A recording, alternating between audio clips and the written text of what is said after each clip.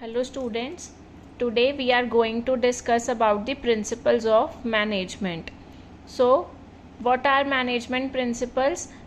Management principles are the general guidelines for decision making and behavior of managers कि एक organisation में managers को कैसे बिहेव करना चाहिए, कैसे डिसीजन लेना है, तो वो किस पे बेस्ड होगा? मैनेजमेंट प्रिंसिपल्स पे. Remember, these are the general guidelines, means they are flexible. They can be changed according to the situation. They are not the rigid rules that are to be followed. They can be changed according to the situation or they can be modified.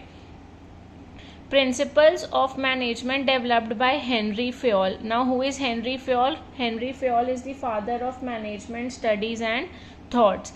So, he has given us the 14 principles of management. The first one is division of work. Division of work से ही हमें क्या clear हो रहा है कि हमें work को जो है वो क्या करना है? डिवाइड करना है. So dividing the work in smaller units. We should create departments ताकि एक ही जने को सारा काम ना करना पड़े या एक ही डिपार्टमेंट को सब कुछ हैंडल ना करना पड़े.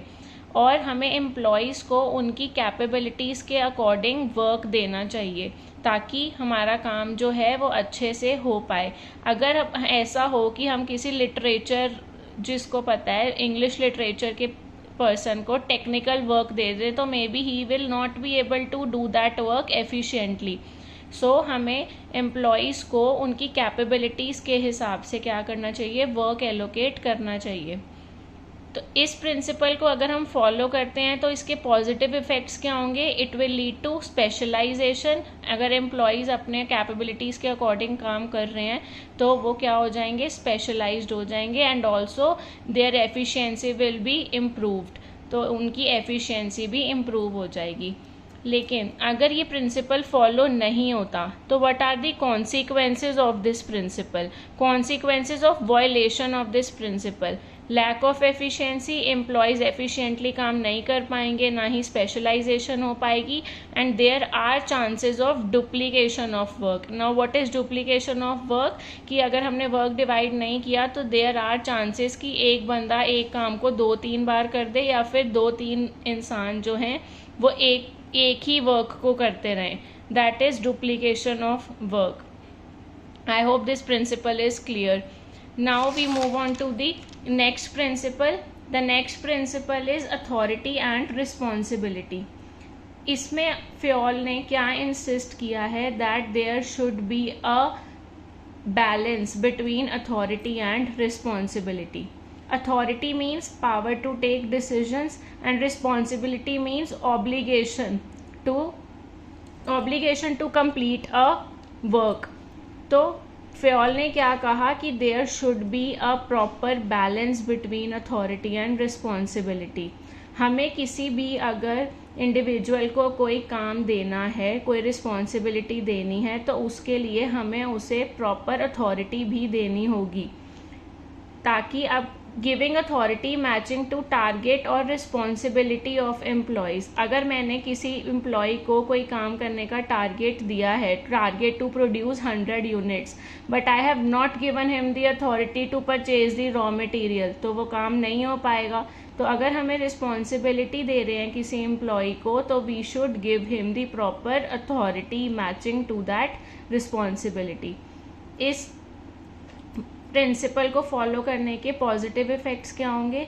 There will be no misuse of authority and it helps in meeting responsibilities on time. अगर किसी के पास प्रॉपर अथॉरिटी होगी तो वो अपनी रिस्पॉन्सिबिलिटीज़ को भी टाइमली फुलफिल कर पाएगा. Now what are the consequences of violation of this principle? Delay in work. अगर हमारे पास अथॉरिटी नहीं है, अब जैसे मैंने एग्जांपल दिया, अगर मैं किसी को 100 यूनिट्स प्रोड्यूस करने का टारगेट दे रही हूँ but I am not giving him the authority to purchase the raw material, then there will be delay in work. और misuse of authority due to excess authority. ऐसा भी हो सकता है कि अगर किसी के पास ज़्यादा अथॉरिटी चले जाए तो वो उसका मिसयूज भी कर सकता है. That is why there should be a balance between authority and responsibility. और overburden with work with excess responsibility. और अगर किसी के पास ज़्यादा रिस्पॉन्सिबिलिटी हो जाएगी तो मे बी ही और she will get overburdened. I hope this is clear. Now we will move on to the next principle, that is discipline. Discipline आप सबको आई थिंक पता होगा कि डिसिप्लिन का मीनिंग क्या होता है. Discipline is following a proper code of conduct and rules and regulations. So in an organization, first of all, there should be a proper framing of rules and regulations, and then all the employees as well as the management should follow a code of conduct.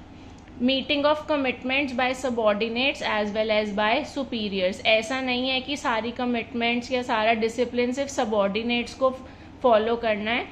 superiors के लिए भी same ही चीज़ apply होती है. There should be clear and fair agreement between superior and subordinates, and if someone does not follow the discipline or code of conduct or does not maintain the discipline, then there should be judicious application of penalties. तो इस principle को follow करने के positive effects क्या होंगे? Systematic working in the organisation. Discipline होगा तो obviously there will be a systematic working in the organisation, and also it will improve the efficiency of the employees. Now what are the consequences of violation of this principle? If there is no discipline in the organization, then there will be disorder and confusion, wastage of resources in absence of discipline. There will be delay in work due to absence of rules and regulations. अगर कोई rules and regulations नहीं होंगे तो everyone will take the work lightly and there will be delay in work. Now the next principle is unity of command. Unity of command, सबसे पहले command का meaning क्या होता है? Giving orders. So unity of command means orders from one boss only. Fayol has insisted that one subordinate should always receive orders from one boss only. More than one boss will confuse the subordinates, and subordinates should be accountable to one boss only. Again, the focus is on one boss and one subordinate. इसका क्या मतलब है कि हर किसी subordinate को एक ही boss से ऑर्डर्स मिलने चाहिए. अगर उसे 2-3 बॉसेस से ऑर्डर मिलेंगे तो may be he will get confused और वो काम अपना जो है वो टाइम पे ना कर पाए. तो इस प्रिंसिपल को फॉलो करने के क्या पॉजिटिव इफेक्ट्स हैं? No confusion in the mind of subordinate. अगर उसे एक ही बॉस से ऑर्डर्स मिलेंगे तो there will be no confusion कि उसे क्या काम करना है और क्या नहीं करना. There will be no ego clashes. किसी सुपीरियर्स के आपस में ईगो क्लैशेस नहीं होंगे, and there will be improved effectiveness in working. Consequences of violation of this principle: confusion in the mind of employee. Subordinate will get a chance to escape from his responsibility by giving excuses. अगर अब हमें एक की जगह हमें 4 या 5 bosses से order मिल रहे हैं तो सबॉर्डिनेट को तो चांस मिल गया अपनी रिस्पॉन्सिबिलिटी से एस्केप करने का. ही विल गिव एक्सक्यूज कि मुझे उन्होंने काम बोला था, मुझे उन्होंने काम बोला था और मैं ये काम नहीं कर पाया. Ego clashes among the different superiors. और अगर किसी एम्प्लॉय ने अपने एक सुपीरियर का ऑर्डर मान लिया और बाकियों का नहीं माना तो उन सुपीरियर्स में भी आपस में क्या हो सकते हैं? ईगो क्लैशेज हो सकते हैं. And also there will be a difficulty in maintaining discipline in the organisation. तो और क्या हो सकता है कि हमारी ऑर्गेनाइजेशन में जो डिसिप्लिन है वो मेंटेन नहीं हो पाएगा. Next is unity of direction. Unity of direction. Direction means to follow a plan or a path, the way कि हम कैसे वहाँ तक पहुँच सकते हैं.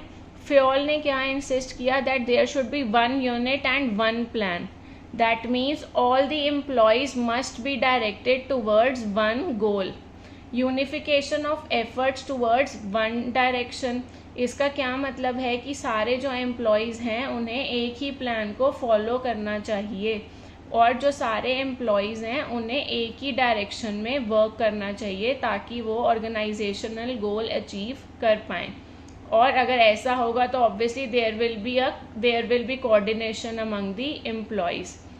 So positive effects of following this principle is achievement of organizational goal. Efforts of all the employees get unified towards one direction only. सबसे अच्छी बात तो क्या होगी? अगर सब जने एक ही प्लान को फॉलो करेंगे तो ऑर्गेनाइजेशनल गोल जो है वो अचीव हो पाएगा और जो सारे एफर्ट्स हैं एम्प्लॉयज़ के वो यूनिफाइड हो जाएंगे और वो एक ही डायरेक्शन में अगर सारे एफर्ट्स लगाएंगे तो जो है efficiently and effectively the organisational goal will be achieved. Now what are the consequences of violation of this principle? Lack of coordination. अगर कोई unity of direction नहीं होगी तो coordination भी नहीं होगा employees में.